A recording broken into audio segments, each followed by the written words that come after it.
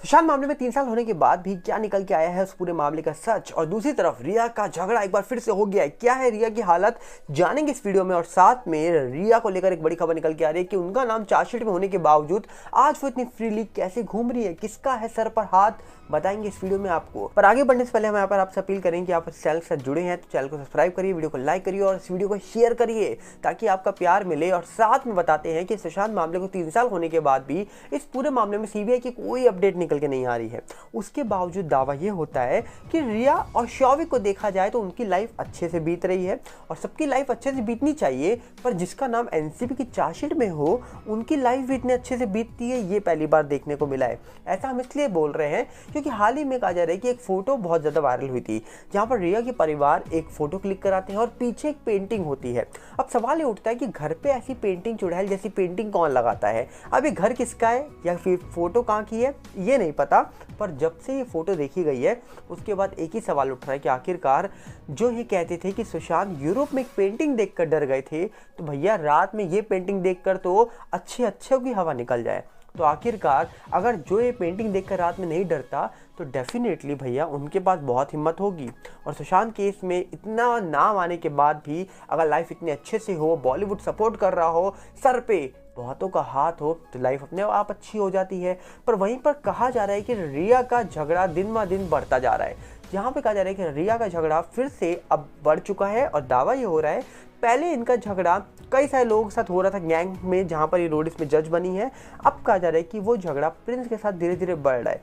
अब क्या ये टीआरपी के लिए बढ़ाया जा रहा है या फिर जानबूझ के ये सब कुछ हो रहा है, इसको लेकर बड़ा सवाल इसलिए बना हुआ है क्योंकि एक तो रोडिस का हाल बेहाल हो चुका है जब से रिया उसके अंदर गैंग लीडर बन के आई हैं, और साथ में कहा जा रहा है कि रिया के आने के बाद रिया के ऊपर कई सारी फिल्में भी बन रही हैं।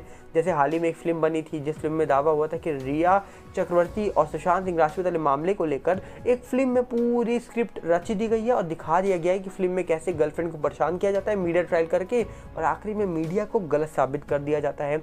जिसके बाद कहा जा रहा है कि अगर रिया को रोडिस से निकाला जाएगा तो समझ जाएंगे पब्लिक या फिर लोग भी समझ जाएंगे जो उनको फिल्म में लेने वाले हैं आगे टाइम पर कि रिया को अगर फिल्म में लेंगे या शो में लेंगे तो टीआरपी नहीं आएगी, तो रिया को तो बाहर निकाल नहीं सकते।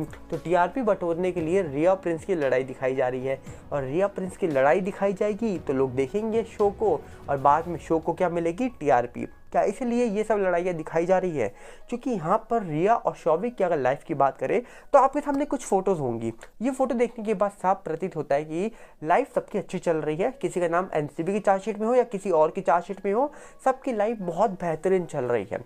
जहाँ पर दावा ये होता है कि ईडी ने भी बड़े खुलासे करे थे और ये बताया था कि किसी के भाई की ट्यूशन की फीस भी सुशांत के अकाउंट से जा रही थी। ऐसा दावा हम नहीं करते हैं, ऐसा दावा एजेंसी ने किया था। हम कौन होते हैं ऐसा दावा करने वाले, ऐसा दावा तो एजेंसी ने किया था। तो यहीं पर ही बड़ा सवाल उठ जाता है कि एक तरफ जब एजेंसी इतने बड़े बड़े दावे करती है कि करोड़ रुपए के ट्रांजैक्शंस हुए थे सुशांत के अकाउंट से, मतलब लाखों रुपए कहीं और खर्च हुए, कोई कहता है पूजा के नाम पे पैसे निकाले गए, कोई अलग अलग नाम से ट्रांजैक्शन चल रहे थे, ये खुलासा ईडी ने किया था और न्यूज़ मीडिया ने भी इस खुलासे को दिखाया था। उसके बावजूद आज क्या देखते हैं हम, वो सारी एजेंसी शांत है, एनसीबी हो, ईडी हो या सीबीआई हो, सारी एजेंसी शांत है। अब लोग इंतजार कर रहे हैं कि कब एजेंसी अपना मुंह खोलेगी और वो सच बोलेगी जो देशी जनता जानने के लिए पिछले 3 साल से बेकरार है। मतलब इस पूरे मामले का सच और इस पूरे मामले का कंक्लूजन क्या निकल के आएगा, वो आज भी देश इंतजार कर रहा है कि आखिरकार सुशांत केस का फाइनल कंक्लूजन क्या होने वाला है। ये फिलहाल तो कोई नहीं जानता, पर उम्मीद लगा के बैठ सकते हैं कि आखिरकार इस पूरे मामले का जो फाइनल कंक्लूजन निकल के आएगा, वो जब निकल के आएगा तो बहुत बड़े खुलासे करेगा सामने। पर ऐसा क्या आपको लग रहा है? क्योंकि जिस तरीके से देखा जा रहा है महाराष्ट्र में सरकार जो अब बीजेपी और शिवसेना की बन चुकी है और नए सीएम जो बने हैं एकनाथ शिंदे जी, अब कहा जा रहा है कि उनके साथ राहुल कर्नल भी जुड़ चुके हैं। राहुल कर्नल ने तो साफ कह दिया है कि अगर मेरा नाम इस पूरे मामले में आया तो सीएम का जूती मेरा सर।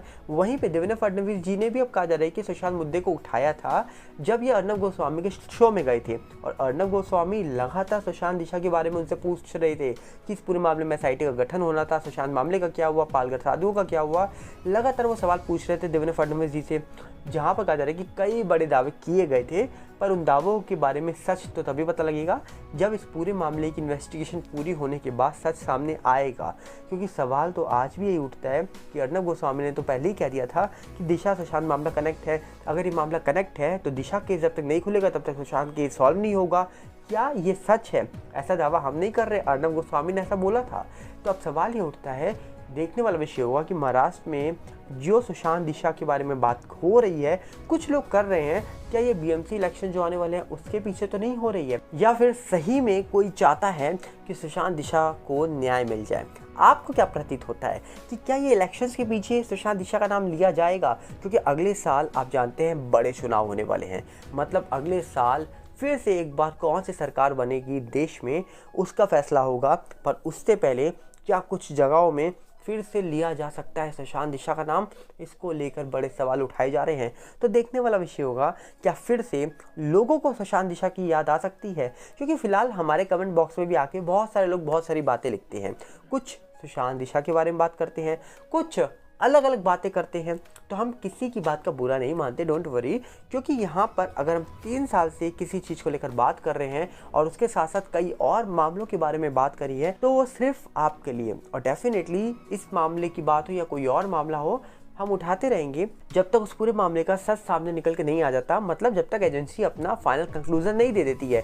जिस दिन सीबीआई ने इस पूरे मामले का फाइनल कंक्लूजन सुना दिया, उस दिन शायद हमारी लास्ट वीडियो हो सकती है इस पूरे मामले को लेकर। पर उस दिन का इंतजार करेंगे जब सीबीआई इस पूरे मामले की फाइनल कंक्लूजन, फाइनल रिपोर्ट देश के सामने रख देगी।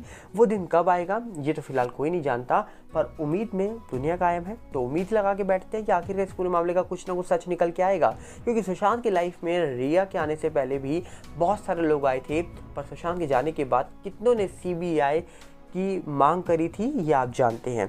रिया को कूपर में जाते हुए देखा गया, कुछ लोगों का दावा था मॉर्चरी में वो गई, सॉरी बाबू बोला, बाद में वो बाहर आती हैं। अब सवाल ये उठता है कि अगर इतना ही प्यार था तो 8 जून को क्यों घर छोड़ के गई थी? ऐसा दावा भी परिवार ने किया था कि 8 जून के बाद रिया सुशांत से नहीं मिली थी। पर कुछ लोगों का दावा था कि 13 की रात को रिया सुशांत को मिले थे और वो मिलकर कोई पार्टी में गए थे, फिर सुशांत उनको ड्रॉप करने गए थे घर पर। कुछ लोग ऐसा दावा करते हैं। अब बात किसकी सच्ची है किसकी झूठी है, इसका फैसला तो 2 ही लोग कर सकते हैं, या सीबीआई या 13 की रात का सीसीटीवी फुटेज। अब इन दोनों में से कौन सच्चा है कौन झूठा है ये कोई नहीं जानता। अगर उस घर में कुछ नहीं हुआ था तो क्या बाहर हुआ था? क्या बाहर कोई पार्टी में गई थी? क्या उस पार्टी में रिया भी गई थी?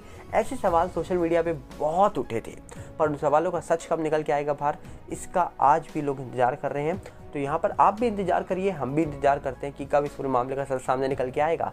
और साथ में आपसे एक अपील करेंगे, एक रिक्वेस्ट करेंगे कि आप इस चैनल के जो भी वीडियोस देख रहे हैं उस वीडियो को लाइक करिए, वीडियो को शेयर करिए और चैनल को सब्सक्राइब करना मत भूलिएगा। और साथ में डिस्क्रिप्शन में आपको हमारे दूसरे चैनल्स फेसबुक हो या यूट्यूब हो, सबके लिंक मिल जाएंगे, तो उनके साथ जुड़िए। यही रिक्वेस्ट आपसे हम हमेशा करते हैं और इस बार भी ये रिक्वेस्ट करके आपके सामने से हम जा रहे हैं। मिलते हैं बहुत जल्दी। नमस्कार, जय हिंद।